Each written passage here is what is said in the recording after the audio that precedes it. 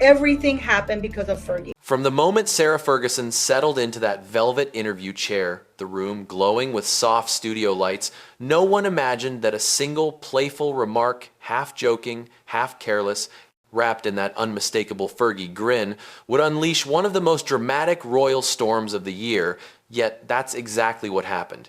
Meghan Markle was introduced by Sarah Ferguson to Prince Harry. Because the moment those words slipped out, even though they sounded harmless, the internet felt something. A tiny spark, a tone, an implication.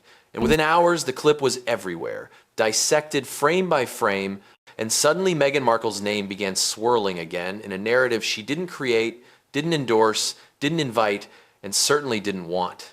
But the online machine doesn't wait for permission. It feeds itself, drags up old videos, forgotten interactions, awkward glances from years past, and once Fergie dropped that remark, people instantly jumped into detective mode, resurfacing wedding day footage, charity event greetings, balcony moments, even behind-the-scenes whispers that were never confirmed, and right at the center of the speculation storm, people noticed the resurfacing of something they hadn't talked about in years. Meghan Markle was introduced through Marcus Anderson to Sarah Ferguson. Sarah Ferguson's longtime connection to Prince Andrew, a connection that always hovers in the shadows whenever Fergie speaks publicly, because no matter how many times she reinvents herself, Andrew's name follows her like a shadow stamped into the royal timeline, and that became the internet's next angle. If Fergie mentioned Meghan, was there some deeper subtext tied to her past with Prince Andrew? According to people, she got started her yachting days and she never stopped really. I don't think any of her boyfriends knew about it, but Meghan Markle was known as a hardcore yacht partying person, ready for anything. Some old royal echo people never understood, and that theory alone ignited threads, reaction videos, podcasts, and royal gossip channels faster than anyone expected. Meanwhile, in Montecito, the mood shifted instantly. Meghan's team, used to navigating sudden media waves, saw the spike in mentions, the uptick in negative sentiment, the small pockets of conspiracy beginning to swell. And they knew this wasn't a regular flare-up. This was a narrative storm with history, emotion, and royal baggage attached. And when Prince Andrew's name entered the conversation again through online speculation, Meghan and Harry felt the tension rise.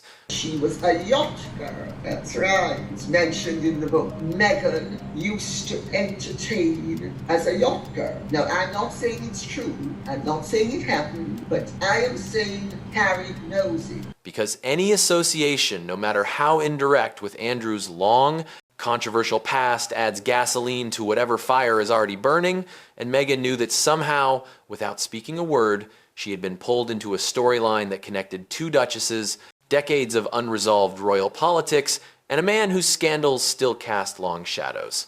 The next day, as if the universe wanted to add more chaos, Fergie was spotted by paparazzi while rushing through Heathrow Airport, and of course someone shouted Meghan's name, and of course Fergie paused, hesitated for just a fraction of a second, and then answered with one of those classically vague responses she's mastered over the years, one that doesn't clarify anything but somehow intensifies everything, and that small moment, the shrug, the half smile, the, well, you know, tone became the clip that sent the entire story into a second explosion, with people now convinced that something more personal, more layered, more deeply rooted must have been brewing beneath the surface.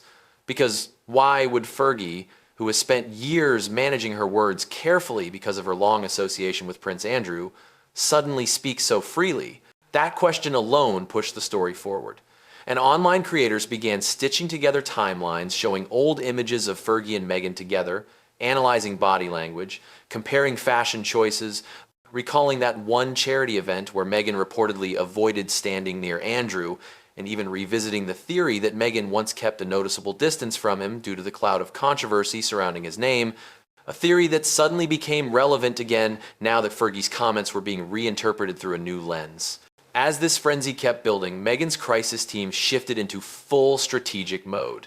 Late-night calls, emergency PR meetings, drafted statements that would never see the light of day, and internal debates about whether silence would look dignified or suspicious. Because in Hollywood, silence can be interpreted as guilt just as easily as it can be read as grace, and Meghan knew that whatever she did next would be heavily scrutinized.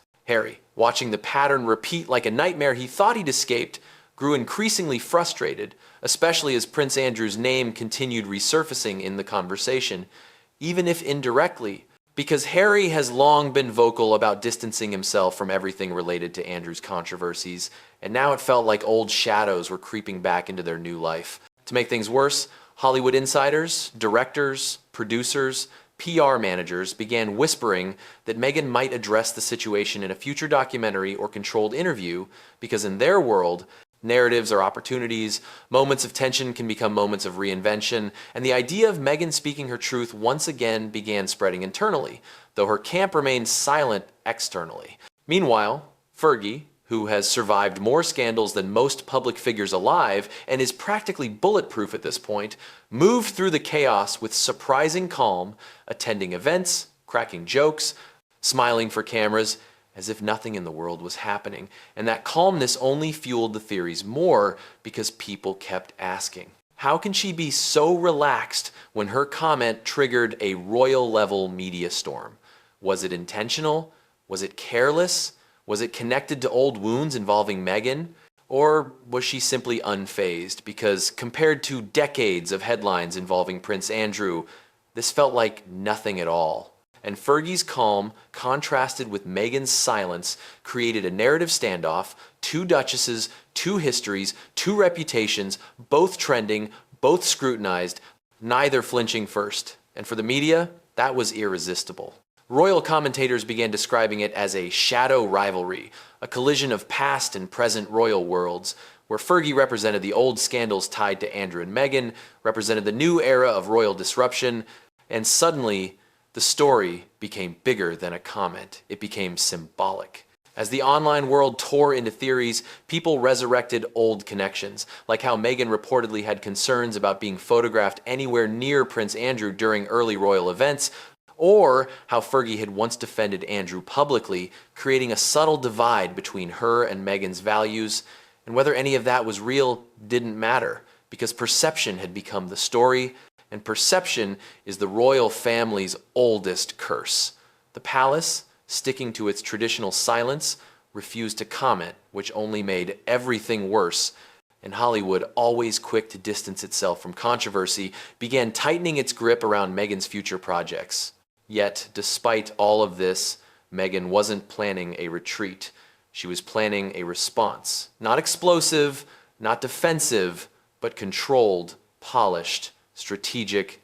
The kind of move that rewrites the story instead of reacting to it.